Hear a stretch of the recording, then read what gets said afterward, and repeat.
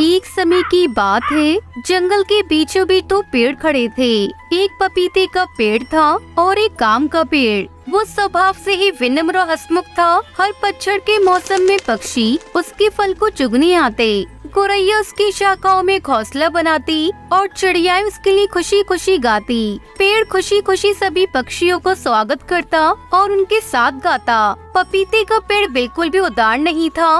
वो हमेशा अपने रूप का बहुत ख्याल रखता था।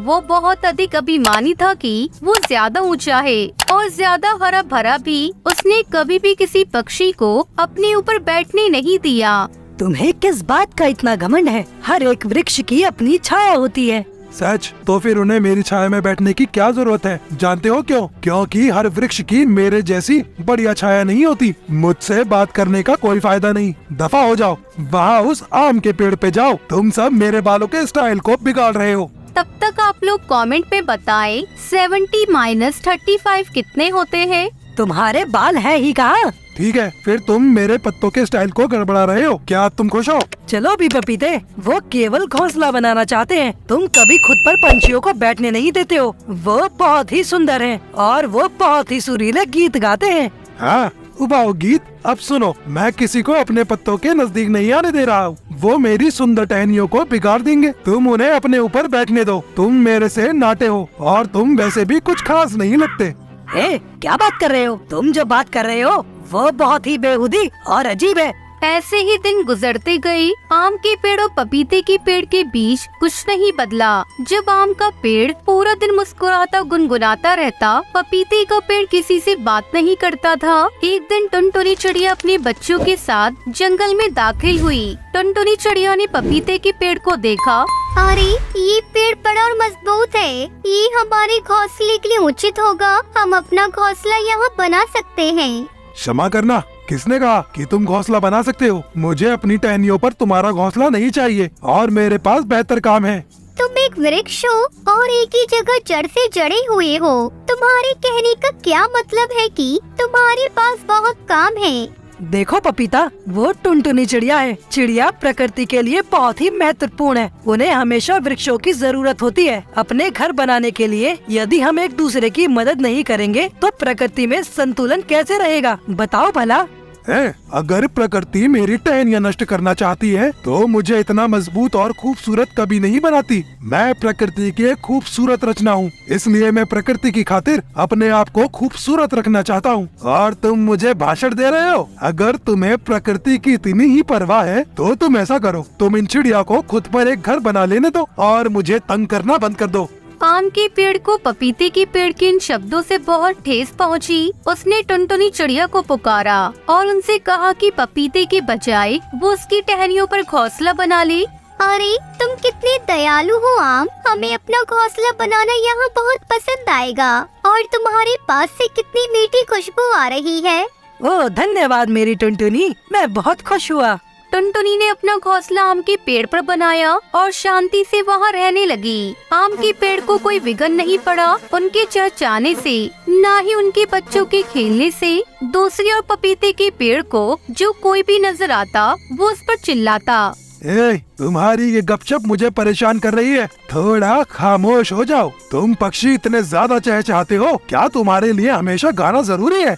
कुछ सप्ताह बाद एक लकड़हारा जंगल में आया। उसे घर बनाने के लिए लकड़ी की जरूरत थी। उसने आम के पेड़ को देखा और उसे काटने का फैसला किया। जब उसने पास जाकर देखा, ये क्या है?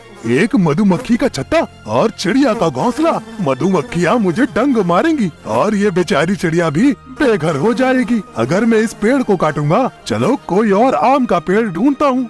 लकड़हारा आगे गया और उसने पपीते का पेड़ देखा। ये पेड़ कितना ऊंचा है। चलो इसकी छाल की सबसे निचले हिस्से से शुरू करता हूँ। और इस तरह लकड़हारा पपीते के पेड़ को काटने लगा। पपीते का पेड़ रोने लगा। वो जंगल छोड़कर जाना नहीं चाहता था। मुझे दर्द हो रहा है। तुम मेरा क्या करने वाले हो? मुझे दर्द हो रहा है। आम का पेड़ ये सब देख रहा था। उसने टुनटुनी और मधुमक्खियों को पुकारा। सुनो टुनटुनी, क्या तुम लोग यहाँ पर हो? कहूँ मैंगो, क्या हुआ? पपीता मुसीबत में है, हमें उसकी मदद करनी चाहिए। अरे मैंगो, वो बस खुद के बारे में ही सोचता है। वो जंगल की हर चीज पर नाराज रहता है। हम उसकी क्यों मदद करें? उसी वजह से जैसे मैंने उसे तुम्हारी मदद करने के लिए कहा था। ये हमेशा खुद पर अभिमान ही करता रहता है।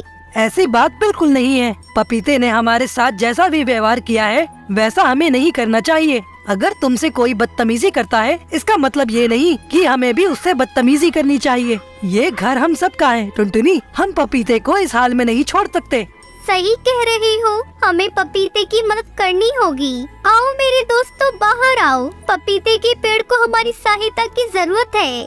टुनटुनी की आवाज सुन सभी मधुमक्खियाँ छत्ते से बाहर निकल आईं और लकड़हारे की तरफ उड़ी। वो उनके कानों के पास और आँख के पास भिनभिनाने लगी। मुझे कुछ दिखाई नहीं दे रहा, मुझे कुछ सुनाई नहीं दे रहा, मुझे यहाँ से निकलना होगा। ये मधुमक्खियाँ मुझे खा जाएंगी। लकड़हारे के जाने के बाद पपीते का पेड़ अपने व्यवहार के लिए बहुत शर्मिंदा हुआ। मैं बहुत शर्मिंदा हूँ टुनटुनी, मेरे इस तरह के व्यवहार के बाद भी तुमने मेरी सहायता की।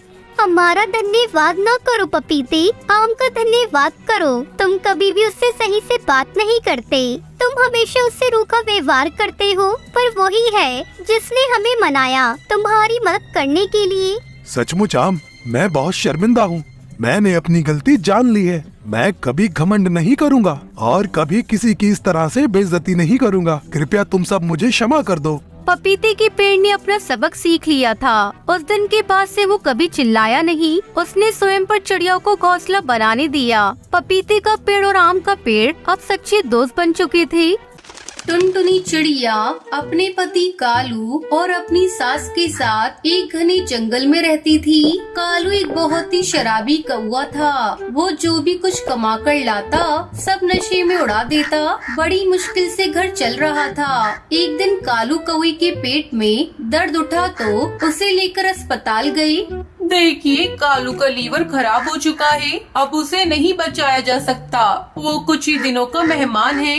ये सुनकर टुनटुनी और उसकी सास दोनों रोने लगी, पर क्या कर सकती थी। कालू ने शराब पी पी कर अपने शरीर को कमजोर कर लिया था।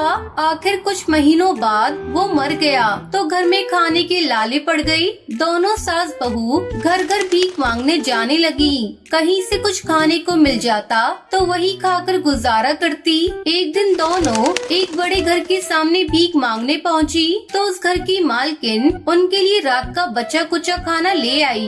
अरे तुम दोनों तो बहुत ही कमजोर और बीमार लग रहे हो, क्या बात है?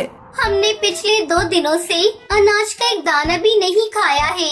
मेरे पति की मृत्यु के बाद आय का साधन बंद हो जाने के कारण हम दोनों सास बहू भीख मांगकर ही गुजारा कर रहे हैं। अच्छा, ये तो बहुत दुख की बात है। तुम दोनों रोज सुबह मेरे घर आ जाया करो। हमारे घर पर बासी खाना कोई नहीं खाता और ज्यादातर खाना बच ही जाता है। तुम लोगों को कम से कम भूखा तो नहीं रहना पड़ेगा। टुनटुनी और उसकी सास ये सुनकर बहुत खुश हुई। अब उन्हें कम से कम भूखा नहीं रहना पड़ेगा। दोनों रोज सुबह ही उस मकान मालकिन के घर के बाहर पहुंचकर पुकार लगाती और मकान मालकिन उन्हें रात का बचा खाना दे देती। धीरे धीरे दोनों बहुत ही स्वस्थ हो गई, साथ ही साथ आलसी भी हो गई। एक दिन टुनटुनी की सास कुछ बीमार थी। अरे टुनटुनी, मेरे सर और बदन में दर्द हो रहा है। ऐसा कर, आज तू बर्तन लेकर चली जा और मेरा खाना यहीं ले आ। ठीक है माँ जी। टुनटुनी वहाँ पहुँची तो पता चला पिछली रात उनके घर मेहमान आए थे। हवेली का नौकर कई तरह के पकवान लेकर आया। ये ले भिखारन चिड़िया, ये ले, आज तो तेरी और तेरी सास की दावत हो गई। आजकल तो मालिक के घर मेहमान आए हैं, इसलिए रात में कई प्रकार के पकवान बने थे। मालकिन ने गुलाब जामुन तुम दोनों सास बहुओं के लिए भेजे हैं। टुनटुनी ने धन्यवाद कहते हुए उससे पकवान ले लिए। गुलाब जामुन देखकर उसके मुंह में पानी आ गया। अरे वाह, ये गुलाब जामुन तो बड़े ही टेस्टी लग रहे हैं। माँ जी की तो तबीयत खराब है, क्यों ना मैं इन्हें यही खा लूं। टुनटुनी ने दोनों गुलाब जामुन गपागप से मुंह में डाले और बाकी के पकवान लेकर अपने घर आ गई। टुनटुनी की सास तो इतने सारे पकवान देखकर खुश हो गई। आज तो बहुत कुछ मिलेगा भीख में। हाँ माँ जी, कल मालकिन के घर मेहमान आए थे, इसलिए कई पकवान बने थे। सास चिड़िया को प्लेट में चाशनी दिखी तो वो बोली, अरे प्लेट में ये चाशनी कैसी है? क्या कोई मिठाई भी थी? मिठाई नहीं तो मिठाई तो नहीं थी, शायद गलती से चाशनी गिर गई होगी। सास समझ गई कि टुनटुनी झूठ बोल रही है और वो इस बात से नाराज हो गई कि टुनटुनी ने अकेले ही सारी मिठाई खा ली। अगले दिन खाने के कारण टुनटुनी का पेट खराब हो गया, उसे उल्टी और दस्त हो रहे थे, इसलिए टुनटुनी की सास अकेले भीख मांगने चली गई। अरे वाह वाह वाह, लो आज तो बहुत खाना बच गया है। तुम दोनों 3 दिनों तक खाओगी तो भी खत्म नहीं होगा। मालकिन ने आज भी बहुत सारा खाने पीने का सामान दिया और उसमें 2 पीस रसमलाई भी रखी थी। रसमलाई देखकर तो सास के मुंह में पानी आ गया और वो सोचने लगी, अरे वाह, कल टुनटुनी ने अकेले अकेले रसगुल्ले खाए थे, आज मैं अगर अकेले अकेले रसमलाई खा लूं तो कोई हर्ज तो नहीं। इसे कहते हैं जैसे को तैसा। सासू माँ खाना लेकर घर पहुँची तो टुनटुनी का भूख से बुरा हाल था। सारा दिन उल्टी और दस्त से वो पस्त हो गई थी। अरे माँ जी, आज भी बहुत अच्छे अच्छे पकवान मिले हैं। हाँ हाँ बहू, तेरे लिए मैं बहुत अच्छे अच्छे पकवान लेकर आई हूँ। टुनटुनी की नजर प्लेट में पड़े सफेद पीले कलर के दूध पर गई। चक्कर देखा, ये तो रसमलाई का दूध है। माँ जी, कुछ और भी मिला था खाने को? नहीं तो कुछ तो नहीं मिला। झूठ मत बोलिए, मुझे लगता है आज रसमलाई मिली थी। नहीं बहू, रसमलाई तो नहीं मिली। जैसे तुझे कल रसगुल्ले नहीं मिले थे वैसे मुझे भी रसमलाई नहीं मिली। अच्छा, तो आप मुझसे बदला ले रही हैं? नहीं, मैं तो तुझे सबक सिखा रही हूँ। अगले दिन दोनों साथ फिर उसी मकान मालकिन के पास पहुँची। अरे तुम दोनों कब तक दूसरों के घर भीख मांगोगी? अगर खुद कुछ काम करो तो भोजन और धन दोनों का बंदोबस्त हो जाएगा। मुझे इस बुढ़ापे में कौन काम पर रखेगा? अरे बूढ़ी हो, अपाहिज नहीं। मालकिन की नौकरानी काम छोड़कर चली गई है, अच्छा मौका है। मालकिन तुम दोनों पर पहले से दयावान है, अगर कहो तो तुम्हें यही काम दिलवा दूं। झाड़ू पोछा बर्तन तो कर लोगी ना? हाँ हाँ, वो तो मैं कर लूंगी। मुझे खाना पकाना बहुत अच्छा आता है ना माँ जी? हाँ, मेरी बहू बहुत अच्छा खाना पकाती है। ठीक है, मैं दोनों के बारे में बात करूँगा और एक दिन तुम दोनों के काम का डेमो लिया जाएगा। मतलब मालकिन तुम्हारा काम देखेंगी, अगर पसंद आया तो तुम्हारी नौकरी पक्की। मालकिन ने अगले दिन ही उनसे घर की साफ सफाई कराई और खाना पकवाया। दोनों ने बहुत ही मेहनत से काम किया। मालकिन और उनके पति तो खुश हो गए। अरे वाह, घर तो एकदम शीशे की तरह चमक रहा है और खाना भी बहुत अच्छा बना है। अरे मैं तो कहता हूँ इन दोनों को परमानेंट काम पर रख लो। ठीक है जी, इस तरह इन्हें भी रोजगार मिल जाएगा और घर घर जाकर भीख नहीं मांगनी पड़ेगी। भगवान आप दोनों को लंबी उम्र दे, आपने हम पर बहुत उपकार किया है।